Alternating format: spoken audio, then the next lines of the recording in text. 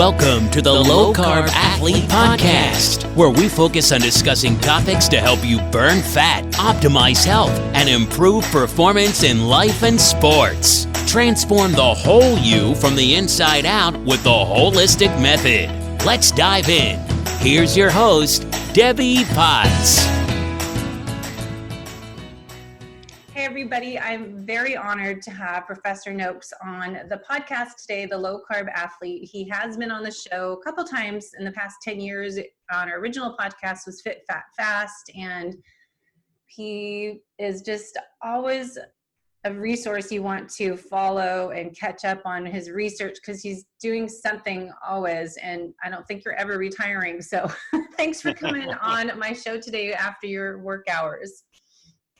Thank you, Debbie. It's a privilege, and thank you for having me. It's always a pleasure to be with you. So it's very funny. I'm drinking my Matula tea, if you heard of that. It's from Cape Town. And I have two people I was talking to yesterday that know you. That one is a student, Kristen Flanagan. Flanagan, she went to hear her professor. And then another client, she's from Cape Town, and her father was in the Army with you. I'm like, that is so weird. I'm talking. No, that would have been a long time ago, 1967. Yeah. So, well, yeah, she's 50-something. So it was her father, and she lives in Seattle now. But I was like, wow, it's a small world. So it was. Did you remember her name? Her name is Julian. I don't know her maiden name, but I was trying to tell her, like, find out what your tell me what your maiden name is so I can ask what your father's name was.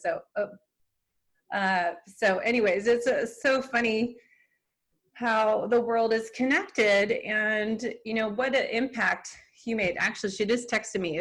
His name is Bing Walker. Oh, yes.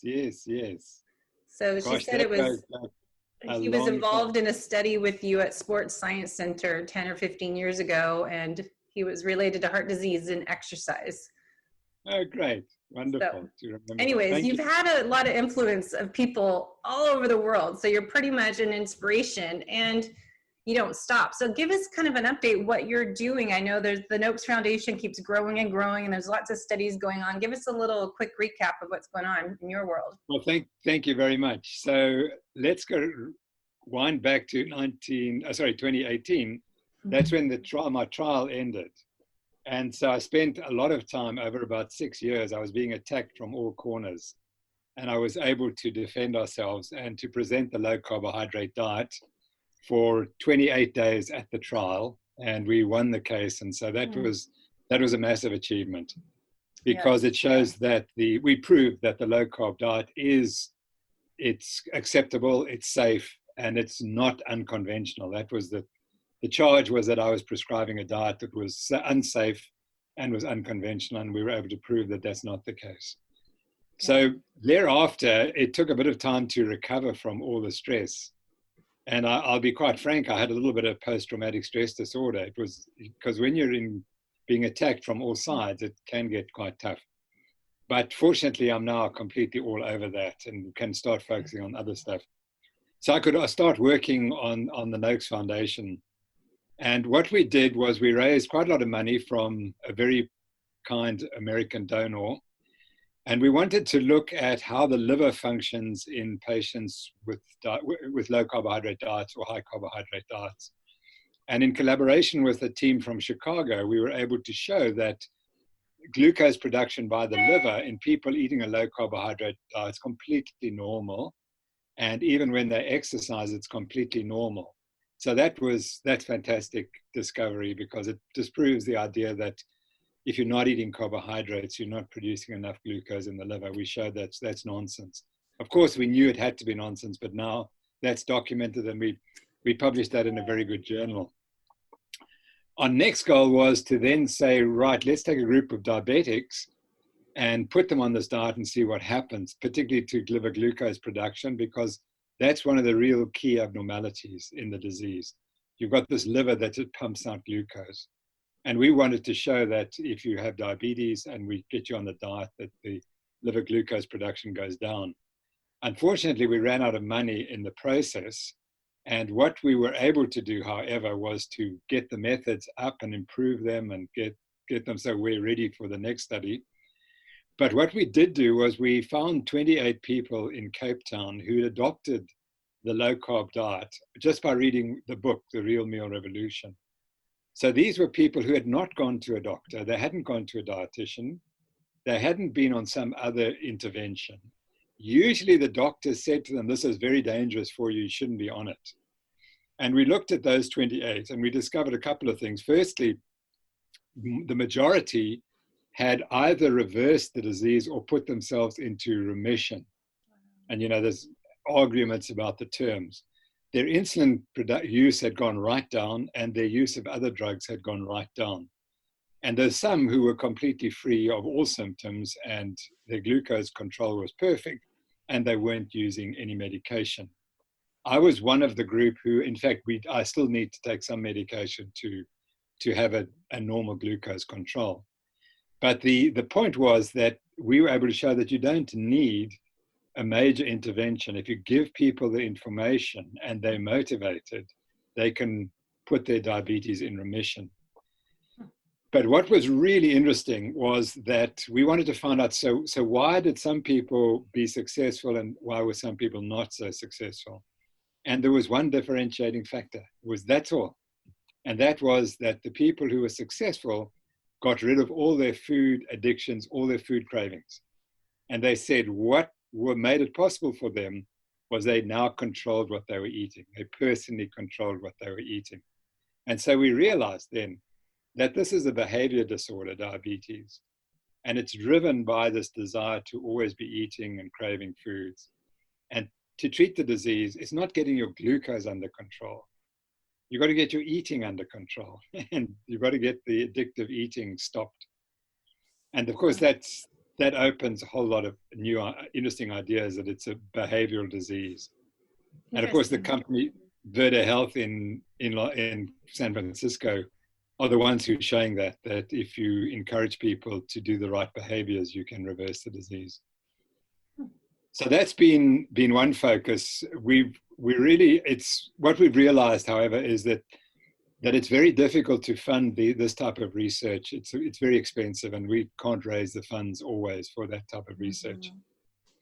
What we would like are the guys who have done that work was to take diabetics, because now we know that if you go on a low calorie, low carbohydrate diet, you can reverse your diabetes in 7 days. By that, I mean you can get your glucose control within 7 days. For type 2 diabetes? Type 2 diabetes. Yeah. Now, the people who promoted that idea from England said the key is that you must eat few calories. You must go on a starvation diet. Hmm. And we don't think that's the key. We think the key is that you're not eating carbohydrates. So they had the diet that they were using was low in calories, but it was also low in carbs. And so, but hopefully we will be able to fund that study in due course. But that would be the next one, because we want to show it's not the starvation that does it. It's the low carbs that does it. And why is that important? Because in those trials where they put people on the starvation diet and they can put their glucose control, get it perfect within 7 days. The problem is you can't stay on that diet forever. And you have to go back to a more normal diet later on. And we think that's completely unnecessary. We think that if you just go on a low carb diet from day one, you never have to change because you're going to get the benefits from the first day. But you're also going to keep your health up because you're eating enough calories. So that would be a next study that we'd like done. Would you implement fasting in that? Because the research of intermittent fasting and time-restricted eating or feeding, that seems like it would, overlap with that type of study. Absolutely. That would be another variable to study. And I think that we would obviously do that later, because the first step is to see what people have done already. Mm-hmm. And you're quite right. Fasting is a big area, is really interesting. The problem is to get people to fast very quickly, to convert people from eating a high carbohydrate diet to do fasting is pretty difficult. You kind of have to go through the process of adapting. Yeah. So that would complicate that type of study. Yes, makes sense. So that's the one area. The other area which we realized is really our mission, is to make sure that the poorest people in this country can reverse their diabetes by eating a diet that they can afford. That's the key. Because most people think that this diet is expensive. And in fact, you can eat a cheap version, and we've developed a cheap, healthy version. And we've done a couple of trials in the communities in which it's a 6-week trial, and we show that the community gets much healthier when they just stop eating the sugars and the refined carbohydrates and start eating animal fat again, and that makes a huge difference. So we have done one decent trial. It unfortunately is not controlled in that we don't have a randomized. We still haven't been able to do a randomized controlled trial, but we have one group of 30 patients who we put through this trial, and their results are so dramatic that they couldn't have been produced by anything else but the diet. But that's been an important focus for us now.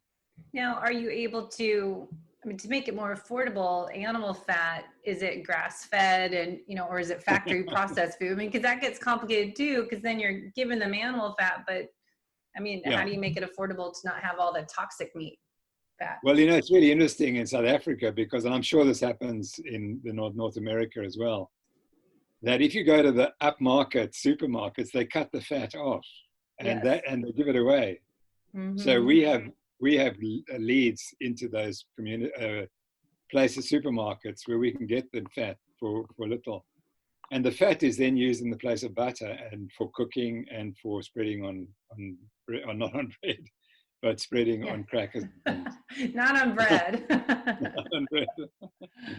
So that's it. But you're quite right. Eric Westman, who influenced me and who saved my life by putting me on this diet when I read his book, The New Atkins for the New You. He said, listen, when you're getting people healthy, you can't make people eat perfect food if they can't afford it. And he even prescribed Spam for some of his poorer people. And he says the results are just as dramatic. So I think we have to, and that's why we call our thing Eat Better South Africa, not eat best or eat perfectly, eat better. True. And if you're eating so badly and we change it slightly, then it's a great improvement.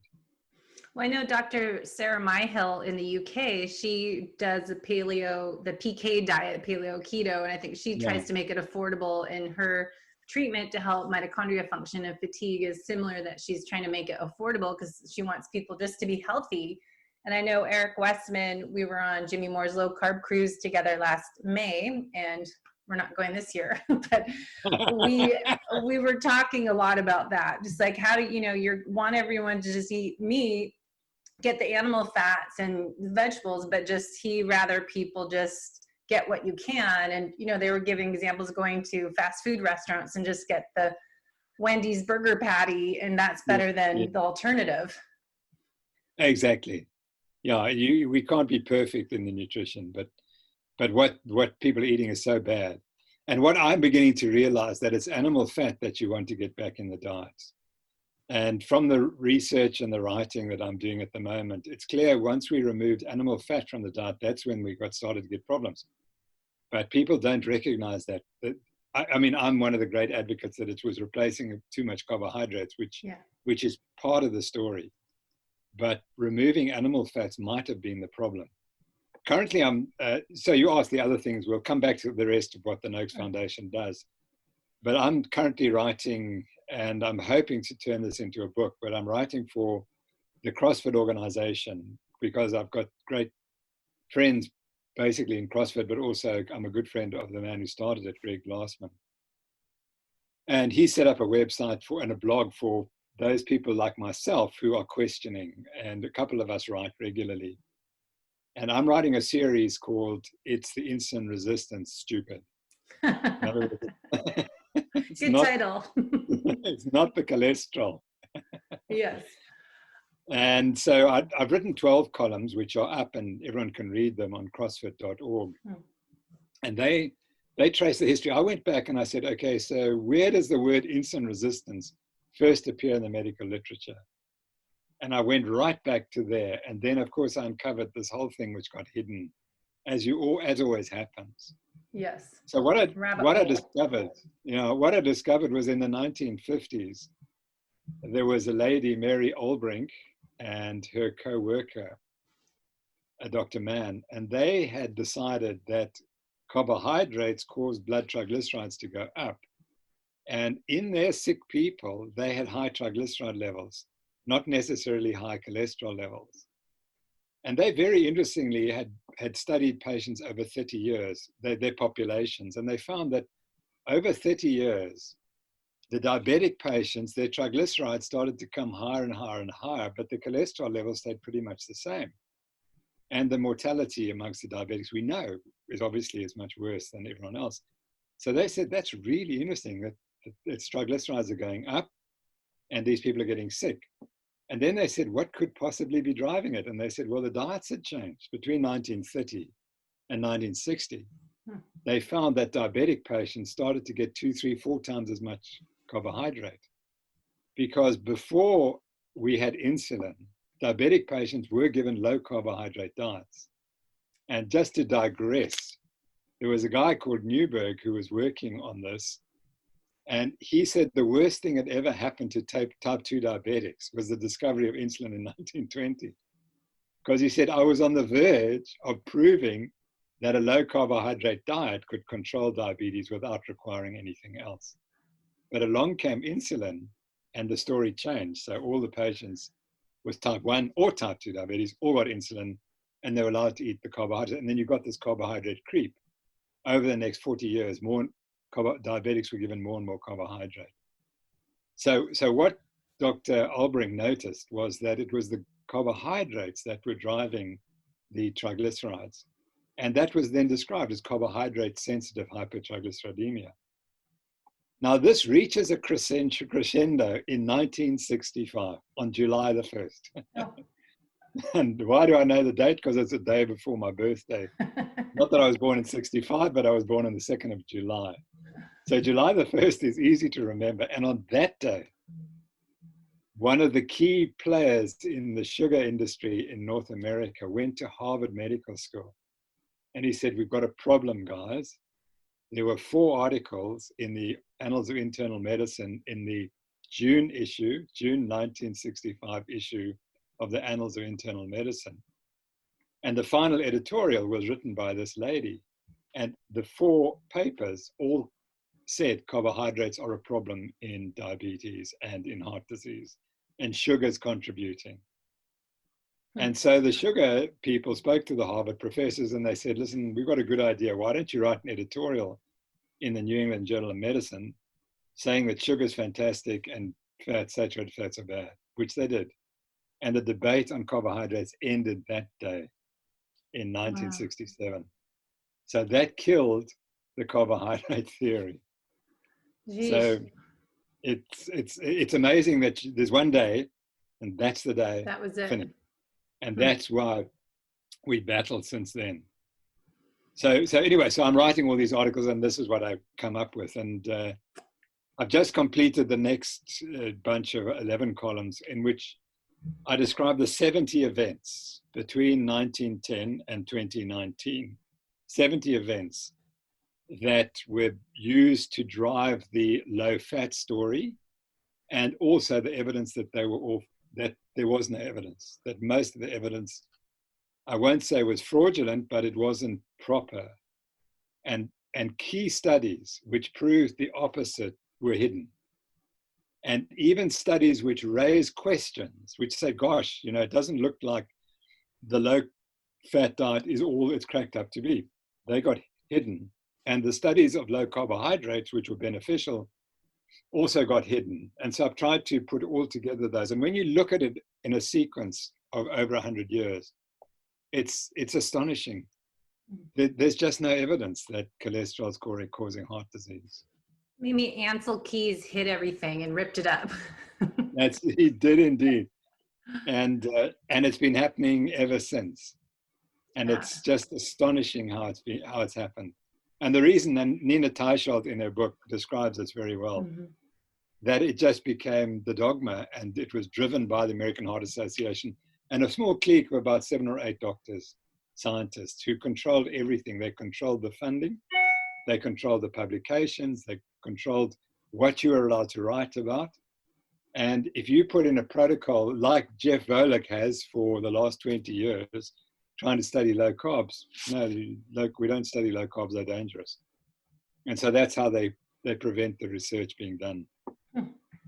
Well, we only know this information pretty much because of Volek and Finney and yourself, and what Dr. Eric Westman has done, and Nina's book, Big Fat Surprise. Everyone should read that, and that's probably your next book is probably something like hers, has 10 years of or 50 years of history in it, and she did research for 10 years for that book. Absolutely. I mean, I've obviously used huge amounts from her book because she and Gary Taubes describe all the information. Yeah. And I'm obviously talking to her about collaborations, and hopefully we'll get a collaboration going. Of course, I would love that, yeah. And it's just whether she wants to risk her career name by associating. So, I don't think so. You're pretty well loved in our world. Thank you. So that's. And I've written to her, and she says, "Listen, I'm very busy, but let's try to talk about it in the summer, in your summer." So that's a month or two. Oh, good. And I'm hoping that we can do something together, because I think that, yeah, it's important, because Nina's book is astonishing, unbelievable book, and all I've simply done is taken all the bad science and show why the science was really bad. And show that how it all, when you put it all together. So the final chapter is, okay, so now let's look at all these 70 events and stack them up. Now, here are the ones that are meant to prove that the low fat diet is healthy. Well, they just collapse into nothing. There is nothing. Wow. So then you say, well, where was the evidence? And of course, Nina points that out in her book, as does Gary. But I just want to put it all together and focus on specifically, okay, so where's the evidence? Yeah. And if you had to give it in a court of law, as I did, you'd have nothing. There would be no evidence to support it.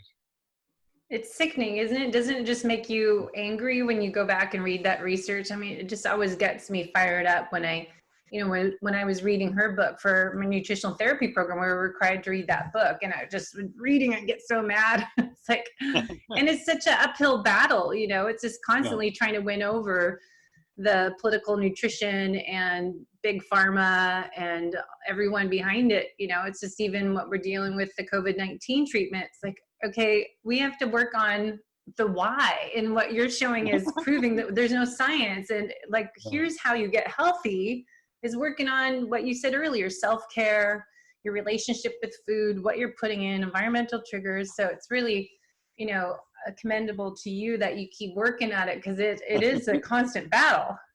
Sure. And Nina, of course, is in the front lines there and writing frequently about the problems with the new committee drawing up the new guidelines and how they're so conflicted. I think I'm just amazed that she continues to fight the fight, but I know, that's the nature of us. We'll always fight until we see progress. But you mentioned COVID-19, which is really interesting, because I got into huge trouble in South Africa in the last week or so. Because I think I know where it was, because in the end, I was speaking about diabetes being the major risk factor with heart disease and hypertension. And therefore, the authorities should be telling everyone, you've got to reverse diabetes, you've got to eat better. And they don't want to do that. So it's really interesting in South Africa, because when the Minister of Health announces every day, they announce who died today. And because we have like 2 or 3 deaths, he can say it was a 49-year-old person with type 2 diabetes or 50-year-old female with heart disease. And they say that. And they say there are many comorbidities. But then they don't take the next step and say, well, actually, let's address the comorbidities and get the population healthy. I know. And so the fact that I kind of said that, there's actually censorship of what you're allowed to say now about the COVID virus in this country. So you have to be very careful. And I just made the point that it's very clear from the physicians treating these patients realize that the virus is doing more things than we know, because it's not just the lung disease that's causing very low oxygen tension in the blood. There's something else going on. And it looks like the red blood cells are affected in some way, and they're not working properly. And this has had a huge influence because the treatment, the management has changed radically in 3 weeks. It's astonishing. So the protocols that were, you had to absolutely follow these at pain of death, in 3 weeks they've changed. And they've changed because 1 or 2 doctors went on social media and said, we're worried, this is not right, there's something not working. And very quickly, other emergency physicians working in patients realized that there's something else going on, and they started doing what these guys were doing and realized they were getting better results in this particular group of patients. So but that's interesting, because how can you believe that a medical practice could be changed so quickly? It's never happened in medicine before. Normally in medicine, it takes 20 years for a new idea to percolate through. But because of this crisis, physicians realize there's something else, and they're changing the way that the protocol, and because they see it's better and works better. So what are they doing differently? Do you know? Yeah. So the protocol says that when a patient comes in and their oxygen tension in the blood, and they've clearly got pneumonia, and their oxygen tension in the blood is below a certain value, you have to intubate them. Now, in most patients with chronic lung disease who are in really bad state, when they come in and their oxygen tension is that low, they're semi-conscious or unconscious. And the treatment is to intubate them. And of course, when you put a tube down someone's throat, they gag and they fight it if they're conscious. So that's why it's possible to do that if the patient is so sick that they're unconscious. Now, what some doctors recognized was that this wasn't happening in these patients, that with a particular lung pattern in this disease, in COVID infections, the patients had very low oxygen tensions, and the protocol said you must intubate. The problem was the patient was talking and was conscious. And so now they had to tell the patient, listen, I'm going to have to knock you out, make you unconscious, so that I can put this tube in. And then they suddenly realized that when they intubated that group of people, they didn't do as well as they expected to. So then there was something else going on. So then they said, well, maybe if we just give more oxygen and don't intubate, that might work. And that's what's been happening, that these patients do a lot better. This particular group, I'm not saying everyone, this particular group of patients with COVID infections do better with given lots of oxygen and not intubated. And if they can be kept off the intubation, they'll have a much better chance of surviving. So it's been astonishing to see how, and the papers are coming out, the scientific papers are coming out now already. And what's another interesting thing is that a paper that came out 2 days ago from an Italian group who describe how you make the differential diagnosis and how you treat was sent to me on Twitter by a lay person. So now the lay people are educating the doctors and telling all the doctors. I guess that's what we have to do these days to help spread the information and keep. Yeah, no, absolutely correct. So sorry, carry on. Go ahead. I was just going to ask if it was vitamin C IV, or are they doing? Yeah, are you guys doing that? I think that's a lot of, they're looking at all these things, and I think in China they've used vitamin C intravenously, and what's interesting about this, I think it's going to change medicine substantially, this crisis, because all of a sudden it's acceptable to use zinc, or it's acceptable to use vitamin C intravenously and not be called a quack. Yeah. Because in the past, if you used suggested supplements make you better, then you're a quack. And I think that's gone away. But also, I think the public are becoming more and more reluctant to accept everything that medicine says, because I don't think medicine has failed the people, but all of a sudden, we doctors couldn't solve this problem. The virus came along and there was no solution except lockdown. So that people perhaps are starting to question, well, maybe medicine doesn't have all the answers, and we can't give over all responsibility to doctors. But I also think that this is the greatest potential advance for the low carb diet ever. Yeah. Because now it's very clear the biggest risk factor in North America for this infection is obesity. That's the #1 risk factor in the Journal of American Medical Association. Yeah. So if you're going to advise people to avoid the virus, you've got to focus on obesity.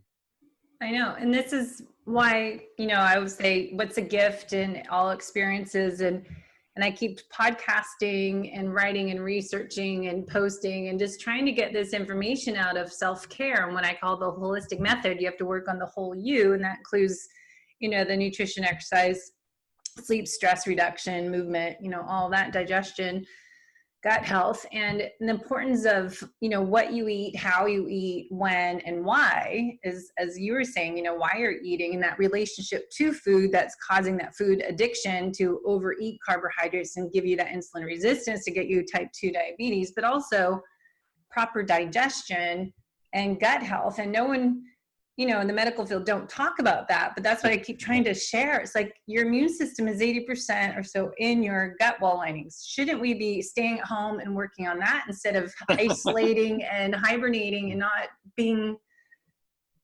active and being afraid to go outside the door? Yeah, no, it's really interesting. And it's going to be so interesting. Now we're locked down for 5 weeks. I don't know if you're locked down for any length of time. Well, I'm in Seattle, so it's kind of where it started from China. So we are through middle May 14th. Middle May. Yeah, so we're like 2 months. Total. How many cases have there been in Seattle?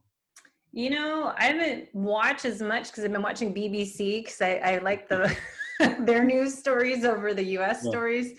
So, but it's getting better. I don't know what the total numbers are as much as the rest of the world, but it is starting to get better. But what my concern is, I keep saying, as I just said, you're at home. We're not spreading the virus because we're at home. But once you go back to regular life, are we not going to spread the virus because you're still not healthy and you're still obese and you still have leaky gut and dysbiosis and all this stuff that's unidentified. So that's my concern is, shouldn't you take self-responsibility and ownership of your own health and do something about it so we don't continue to spread this virus and have our world deteriorate in what the future is going to have happen? Yeah, I absolutely agree. But one's not allowed to say that. No. because that doesn't fit some model that I don't know about. That's what's driving this whole thing. Yeah. What's interesting, and I mean, I'm sure this guy's wrong, but an Israeli professor said that the virus only hangs around for 70 days in any population, and then it disappears like magic. Who knows? It disappears when it gets to be 100 degrees out. So if we all just live in our infrared saunas or go to Africa in your summertime. So with going on with low carb and getting back to what your research is finding it and the importance of low carb for health, how does that help our ability to, of course, it helps us burn fat, and we've talked about that a ton over the years, but working on our mitochondria function is what I keep trying to tell people too. Energy, fatigue, you said you had stress, post-traumatic stress after going through that whole lawsuit. And so what do we do to improve our resiliency in our immune system by eating low carb, but how does that connect with our mitochondria and just overall energy and happiness and thriving every day? Yeah, I really, I think I'm stressing moving out of my area of expertise, but I'm also, these areas are difficult to research, and I'm not sure that we have all the evidence as yet. I think that the evidence is that people's health improves so dramatically on low carb diets that it must be affecting everything in the body. And I would, if you believe what Steve Phinney says, that it's the ketosis is also dramatically improving mitochondrial health, immune function, and that intermittent fasting does the same. So I think that there's probably a very high probability that that's true. It's not an area that I've yet focused on specifically. I'm still trying to get people to just get their glucose under control, and then we can start doing all the other stuff that you speak about. Well, that's the point, though, to work on that, and the rest just happens, right? I mean, ideally, you work on your relationship with food, when and why and how you're eating, help control the blood sugar, and the end result should impact the rest of the body systems, the trickle-down effect. Yeah, exactly. And, a piece of advice that someone gave recently, they said, if you're treating a patient and they come in with a long list of complaints. The first thing you do is get the glucose under control. And once that's under control, then you look at all the other complaints, because most of them will have gone by then. And I think that's the evidence that it's the carbohydrates and the other bad things in our diet and the other way we live that is the cause of the problem. Yeah, for sure. That's what I liked when I'm coaching clients, is just first work on nutrition. That's the main thing to work on, and then work on the lifestyle habits and relationships, stress and all that. But what about intermittent fasting for you? Do you find that, that's beneficial in nutritional ketosis, or what's that's really interesting, because I do intermittent fast, but I'm not often in serious ketosis. I have to, for me personally, my metabolism, I have to do a lot of running to get ketotic. So I am marginally, but I'm not seriously ketotic. But intermittent fasting is the way I eat, and I just eat so much less than I used to. I mean, food used to be a driving force in my life because of all these addictions, but now it's, I don't concern myself when I'm going to eat and what I'm going to eat next. It's what comes, and that's interesting. It's such a different attitude and different approach. And I think the more, as you will from your own experience will know, the more you do it, the more the need to worry about food sort of it disappears. It becomes, it's no longer an issue. It's not something that you worry about. Well, I didn't know I was intermittent fasting until it became a thing, last few years, and then time restricted eating and having, cyclical keto is the other thing. It's like, should we be in nutritional ketosis all the time? There's a lot of people like Dr. Walls. I just talked to her and listened to her at conferences, but is one of the few people that do say you should not be in nutritional ketosis all the time, because our ancestors were not, it was on and off. So doing like a 5-2 plan might be more beneficial than trying to be in nutritional ketosis nonstop. So that's always an area of research that's like, it depends, I guess. Yeah, I think the one of the problems for some of us like myself is getting into ketosis is very difficult. It's a much more protein that we would normally eat. Sorry, it's much more fat than we might always eat, and that's difficult to stay in it. So I've never been able to achieve severe ketosis and stay in it. So, but you're still burning fat. Even though I'm only eating 25 grams or less, some days my carbohydrate intake is probably close to zero. But so just cutting carbs isn't going to produce ketosis in everyone. And I agree. I think that you must eat reasonable foods, and the result is whatever happens, happens. Yeah, if you thought that's what happens. Yeah, that's how I always think too. It's like, it just is naturally what my body's asking for, and listen to your body, what it needs. And it's interesting with, endurance athletes too, that you can't compare yourself to someone that's has health issues and they're eating 20 grams of carbs that, have type 2 diabetes, metabolically more damaged than others. And they're trying to do, 20 grams, but I'm going to still train 15, 20 hours a week of endurance exercise and put more stress on your body. Exactly. I can't agree with you more, that each of us is an experiment of one. That's the word. Yes. My great friend George Sheehan used to say, we're each an experiment of one. And you've got to get out there and find out what works for you. Yeah. And not be scared, because my great friend Bruce Fordyce, who won our Great Comrades Marathon 9 times, it's a 90-kilometer race, 56-mile race. And he said, a lot of people say they've run the Comrades 10 times. He said, no, they've run it once and they just repeat it 10 times. That's not the way to do it. You must find what works and then stick with it. But first you've got to find what works. Yeah. And if you just repeat doing the same thing all the time, you're not going to know whether what was correct for you. Exactly. So true. So I know my friend Kirsten Flanagan, that was one of her students, asked me some questions. I asked her what she would want to ask you. So we were talking a podcast we did about females and keto and carnivores, because a lot of people are into just doing the, nose to tail meat diet and not having any vegetables. But then I talked to other people that are, about the alkalinity balance of our pH and too acidic. And and then there's females and there's female athletes. So it's like, again, there's not one size fits all approach. N equals 1, but what are your thoughts on carnivore to start? Yeah, so I'm much more carnivore than I was, and I eat relatively little vegetables now. And I haven't noticed any issues for me, which, that's interesting.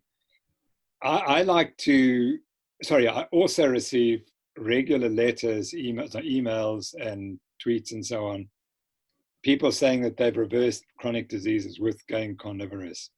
And I do think that there is something about the gut of some people that are very sensitive to certain chemicals in certain plants. Mm-hmm. So I don't want to say all plants and all vegetarian diets, not at all. I just think that there are some people who are incredibly sensitive and their gut leaks. And once they get gut leakage, then their proteins can access your bloodstream. You develop an immune response, and that comes out as an autoimmune disease. That's still an hypothesis, but if I was in clinical medicine today, that's what I would study, because it's so simple to find if that's true, to get patients who have got chronic autoimmune diseases and put them on a carnivorous diet for a month or two. And the people who I speak to say, if it's going to work, it's going to work in 2 months. And that's all you have to do. And that's not a difficult experiment. And I would just love to see those experiments done. Mm-hmm.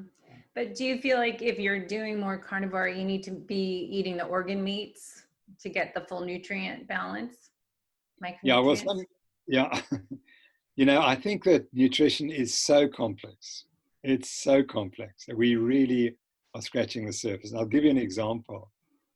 In Africa, we have all these different mammals which eat different diets.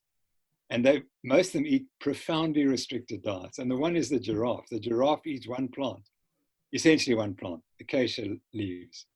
Now the acacia leaf, how can the acacia leaf possibly produce all the nutrients that it needs? It doesn't make sense.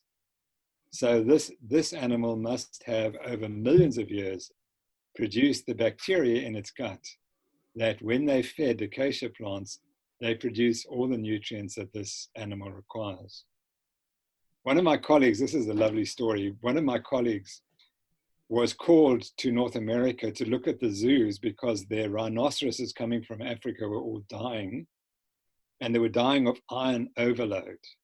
And the zookeepers in New York couldn't understand why these rhinoceroses, which are very healthy in the wild, were suddenly developing this problem in the zoo. And he took one look and he said, hold it, what are you feeding them? I said, no, we're feeding them grass. I said, hold on. Right, there are two types of rhinoceroses in Africa. One eats grass and the other eats bushes. And the one you got here eats bushes. And you're feeding it grass. And then they worked out that there's more iron in grass than there is in bushes.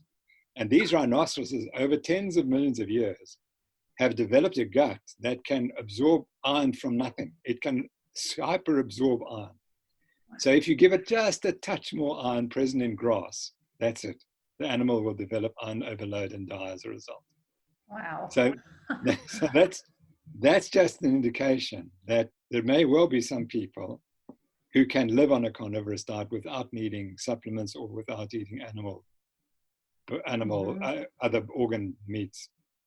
But I would suspect you're probably better off eating everything, because if you look at the First Nations in North America, they ate the whole animals, and they knew that there were certain parts of the animal that were especially essential for older people or women who wanted to be pregnant or for babies and so on. So that was knowledge they would have collected over thousands of years, and you can't discount that evidence.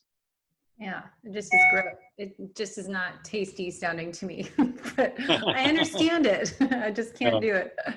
So another question is about women. Have you gone into more specific on the females' need for a little more carbohydrates? We've talked to, about Dr. Stacy Sims had research over the years about women and keto, low carb, that they might need to add a little more carbs than a man does times of the month.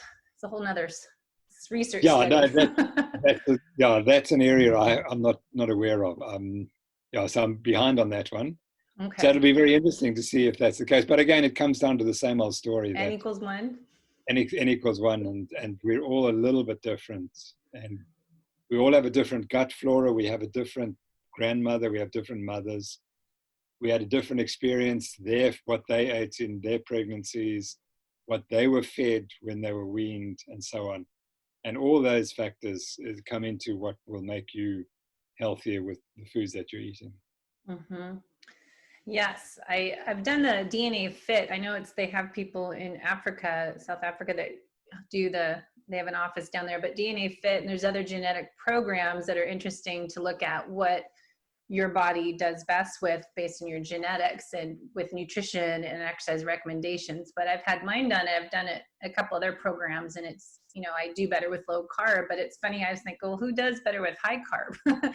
But I think it's looking at metabolic typing is another way we look at nutrition is, based on your cellular level, do you need more of a mixed ratio, or are you a slower fast oxidizer, and figure out that. I don't know if you've ever looked into that. Well, what I can tell you is that I know one of our students did her PhD in this area. And the problem is with a lot of dietitians and their training is they're so biased to the low fat story and away from the low carbohydrate story that they tend to interpret everything according to that rule.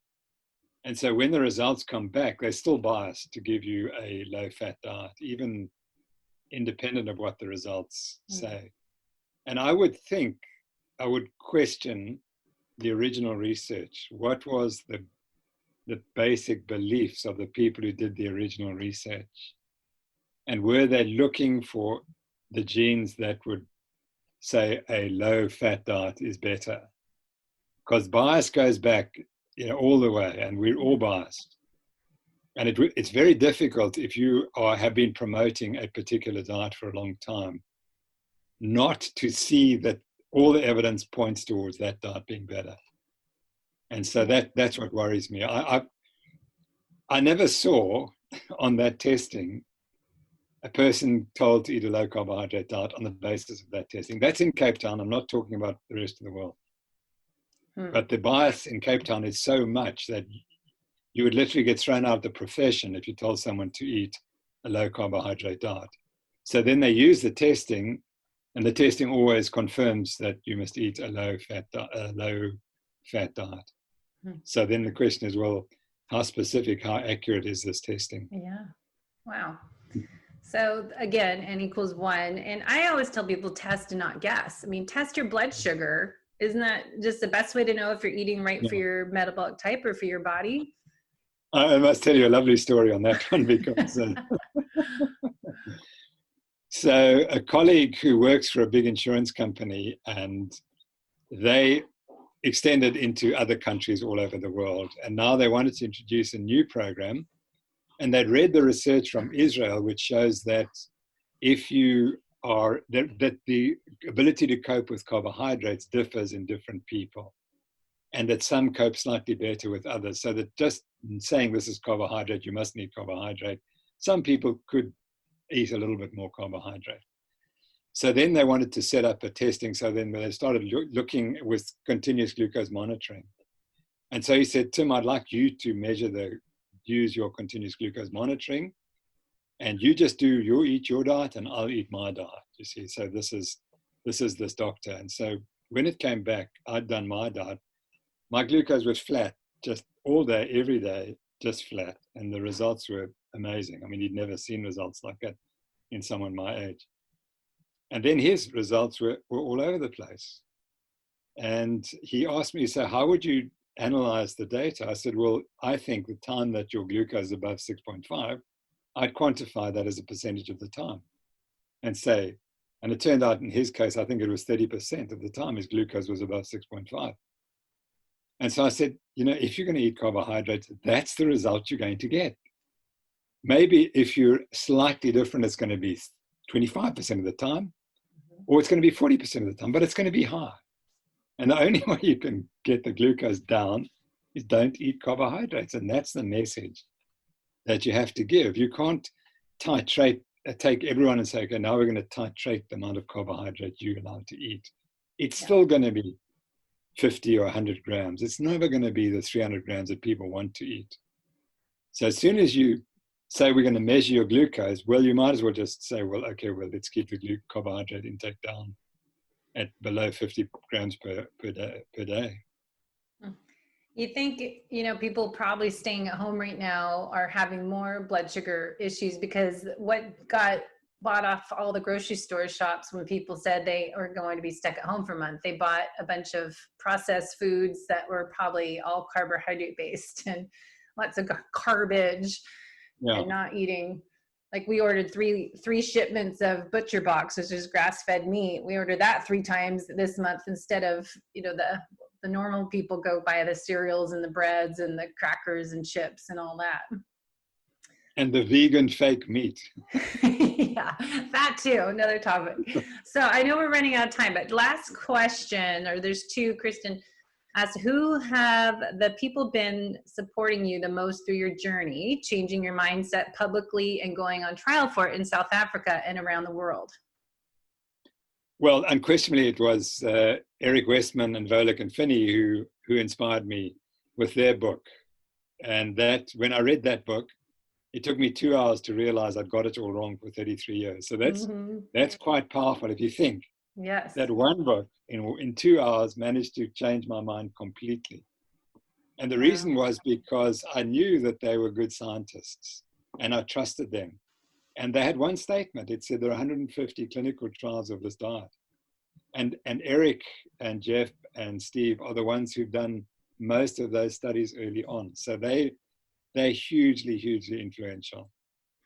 And I think the next one was Gary Taubes, because then I read his book and that was just amazing. I thought, no, that is astonishing book. And, a lot of people will find it too long and too detailed, but his knowledge is unbelievable. Yeah. And I think it must be very frustrating because people, even myself, I'm only now catching up a little bit on his knowledge, which he'd written this 15 years ago or something. Yeah, long time. And he was so far ahead of the field that it's astonishing. I mean, I read that book and it's as up to date as the stuff he's got there is as up to date as anything. In other words, the problems or the concepts that he produced, they are still absolutely current today. So that was critical. Then reading Nina's book, and that came out 2014. And I was just being targeted by my profession, absolutely targeted.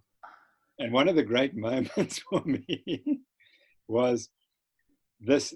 What really upset me the most was 4 senior professors at the university, including the dean of my faculty, wrote this atrocious letter to the newspaper, defaming me and saying all sorts of things about me being a bad scientist, which is unbelievable. I mean, the university kicked me out essentially with this letter. So of course I complained to the university, and eventually I got to speak to the 2 of the professors in open debate. And I took Nina's book, and it was just before Christmas. And I gave each of them a copy, and I said, now just read that book. Perfect. And see what you think. And it was 1 week after there had been an editorial on the book in the British Medical Journal. So here was this editorial written by Dr. Smith saying, you've got to read this book because it is revolutionary. And I handed it to them, and I can guarantee you they never read the book. They wouldn't have read it. Yeah. Yeah, that's funny. That book is one I suggest everyone getting for sure if they just want to, if they don't believe what you're saying, just because she has all the 10 years of her research in there. It's amazing. And going through the book again, she's the first person, I think, who really focused on the vegetable oils and how bad they are. And I learned, even today, rereading the book, I learned a huge amount. But the other thing was she dissected out the origins of the Mediterranean diet. And that's it's a magnificent chapter. A lot of vacation trips for people in the industry. That's what it was. Trips to Europe and Italy. He's like, who doesn't want to go to Italy? I'll do whatever you say. I'll go so I can go on vacation. That's exactly right. And that's how the industry works. So those were the books. And then when it came to my trial, there was, of course, my wife who stuck it out with me. But then and was just amazing. Without her support, I wouldn't have got through it. Uh-huh. But what I learned in the trial was that when there are a lot of people, they disperse, they don't want to know you. And that was many people. And literally it was myself and my wife were left. Wow. And then I had my lawyers, and there were two guys who were just absolutely astonishing. And just to, just to pay tribute to them. One of them is Dr. Rocky Ramdas, who's a medical doctor who's so clever that eventually he decided he wanted to do law as well. And so in his spare time, as a busy general practitioner, he studied law, and then he qualified as a lawyer. And I was his principal expert witness at one stage in one trial, and that's where we bonded, just like this. And when I realized I was in trouble, I said, Rocky, I need your help. He said, brother, I'm with you, and I'm not going to charge you 1 cent. And he gave me millions of rands worth of support. Oh my gosh. And we bonded like this, and we are brothers. We call each other brother. And it's so funny because now he's doing something else, and he asked me to help him. He's writing a book and he wants me to edit it. And geez, that's the least I can do for him. Yeah. But I can just tell you that the joy of the trial was working with him. We had such a good time. And the funniest things where he said, now, Prof, you're going to be cross-examined, and I want to show you what a cross-examination is all about. And if you read our book, The Real Food on Trial, he cross-examined all the prosecution's witnesses, and he destroyed them one after the other. They just went down like a sack of potatoes. He was just like them. The funniest thing was he would lead them down a route. He'd be questioning them, and he'd suddenly stop and he'd change to something else. And then you said, oh my gosh, he's got something. And you could see his eyes would just go like this. You see the whites of his eyes. And you knew the person was about to be dropped. And he would leave them. And then an hour later, he'd come back to that. And he would take them further. And then, poof, they were gone. He dropped them. So he was, law is an amazing profession. And I asked Rocky, I said, Rocky, what's the difference between medicine and law? He said, it's simple. Medicine is what might be, but law is what is. And that's the difference. Yeah. There you go. Yeah. And I realized that that's the problem with medicine, is it's always, oh, this could be, that could be, this could be the other thing. And that covers up so much that we don't know. And we pretend we know it by saying, well, it could be this, it could be that. And I think that's part of the frustration with medicine. Medicine is also not like engineering. No, engineering, the outcome is important. Yes. If the bridge collapses, that's a bit of a problem. But in medicine, if we give you a statin drug and it helps 1 in 1,000 people, we say, well, that's great, you must take it. I mean, it's unbelievable. I know, we won't go down that road, but yeah, it's so true. But I know I want to mention too that, you have influenced a ton of people. As, one of your students, Kirsten Flanagan, said that you helped her decide to shift her career into helping with low carb. And so she's in actually Cape Town now, but she's working in the US helping Sean Wells do some research and articles on fasting and low carb. And so we were connecting, but she mentioned you played a pivotal role in shifting her career focus towards low carb, higher fat approach. And she has been researching, implementing into her own life for 6 years. And ever since she went to one of your talks, she changed everything. And that was, you were lecturing at UCT, and she said you've been instrumental for the keto movement in South Africa. So you've made a difference, and that's just one person, but I'm sure there's millions of others. But last question to finish up with Banting. The real meal revolution, let's wrap up. And I know you've got to have your evening ahead with your wife, but the Banting and keto going in South Africa, and what's the progression in the rest of the world? I was just looking around to see if I had the book. I don't, unfortunately, have it here. But anyway, so Banting, we wrote that book in 2014, I think, or 2013. And before that, the name Banting was not known in South Africa. No one knew what the term Banting meant. And by the way, I must say that the great-great-great-grandson of Banting wrote to me, and he's very angry that we stole his great-great-great-grandfather's name Because he says, but the diet you propose is not Banting. It's not what my great-great-great-grandfather said it was. And I think he wants to get the name back so he can promote what he thinks Banting said. Because Banting actually ate more carbohydrates than we prescribe. But anyway, that's just another issue. So anyway, Banting, the name comes to Cape Town in South Africa in 2013. One of the first people we influenced in Cape Town was a lady called Rita Fento, who's just an amazing woman. And she converted to the diet, and her husband converted, and he had some medical issues, and he got much better.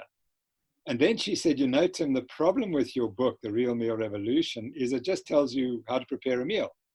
It doesn't help you to work out what you should be eating on a 7-day plan. So she set up a website and a Facebook page, I should say, called the Banting 7-Day Meal Plan Facebook page. And she helped people draw up meal plans because she said that's what's missing. Today, that Facebook page has 2 million followers. 2 million followers. And people come to her from the US and say, but how did you do it? And she said, it's quite simple. We took everyone seriously and we did not embarrass anyone. We supported everyone. And it was this caring attitude because that's what she's like. And that could help people lose 100 pounds and be very proud of it. Anyway, the point is that last year they produced a cookbook called the Banting 7-Day Meal Plan recipes. And it's just gone like hotcakes. Wow. And it's a brilliant, brilliant book. But these are the people who converted to the diet, and it's their recipes. Oh, that's a great idea. So I know that I've helped maybe 2 million people in South Africa alone. Wow. And there's not too many doctors in the world who can say they've had that influence. So true. I'm very proud of that. And then, so what is your plan? What's coming up next in the next year or two? Your new book on insulin resistance and diabetes? That's right. So that's the one book. And then I didn't mention our nutrition network from the Noakes Foundation. Mm-hmm. And that's something we hit on about a year ago or 2 years ago. We decided we must convert the doctors, but you can only convert the doctors if you give them the information. And so this is an online training program, which is CME accredited. And the doctors have been amazing. They've really bought in. And we've been very, very successful in educating many people around the world on the low-carb diet. And the money that we use, that we earn from that, we put into our Eat Better South Africa campaign. So that funds what we're doing for the poorer communities in South Africa. So before lockdown, we just got quite a nice amount of money to move forward on that. Oh, great. And that's what we're going to be focusing on. As soon as the lockdown ends, introducing a wide scale, much larger number of programs in the poorest communities. And finally getting some credit from local government and working with them as well to extend it beyond our limited resources. Wow, that's amazing. It just gives you chills, right? Just what you can do in your own city, country. Yeah. And so I know we can put the links in the show notes for how to support the Noakes Foundation. The research studies I saw were listed on there, and future books, and then the Banting information is on there. But also there's a certification process I saw. Is it through the Low Carb Tip for Nutrition, Low Carb Coaches to be everyone be unified? Yeah, that's correct. Yeah, we have that certification program. Correct. Yeah. So you got lots going on. You're supposed to be slowly retiring, but you seem like you're just doing more. Yeah, there's still, I think you have to keep your brain going. And I mean, I think one of the great benefits of the low carb diet is that I hope we can put off dementia for another 10 years or so. Yeah. And physically to get strong and keep strong. And I watch, because being 70 is fantastic, because now you can see the other people who've been eating the high carb diets, they start to slow down a bit after 70. Yeah, it's a new 60 or the 50. Yeah. Exactly. exactly. So, okay, well, thank you so much for sharing your evening with us, and we will look forward to following you and keeping up to date with your research. Do you post more on Twitter, or what's your social media outlet? Yeah, it's at Prof Tim Noakes. So I'm very active on Twitter, so gets me into a lot of trouble, but it's astonishing where you can share information. Yeah. And pick up the latest information. It's absolutely. I thank goodness it didn't come along when I was a medical student, because I think it would have been swamped with information and you wouldn't have known what to do with it all. Oh yeah, So, I need to get on there. Yeah, That's no, good. please, at Prof Tim Noakes. Okay, well, we'll follow you and put everything, the links below the podcast. And we look forward to just all the stuff you're doing, keep contributing to the low carb world. So we appreciate everything you do. Thank you so much. Thanks, Debbie. Lovely to chat to you. Thank you so much for a lovely afternoon's discussion. Thanks for listening to the Low Carb Athlete Podcast. If you have any questions, feedback, or topic suggestions, let us know on Facebook or at debbiepotts.net. You can help us to continue to grow by leaving a review on iTunes. Thanks again, and we'll see you next time.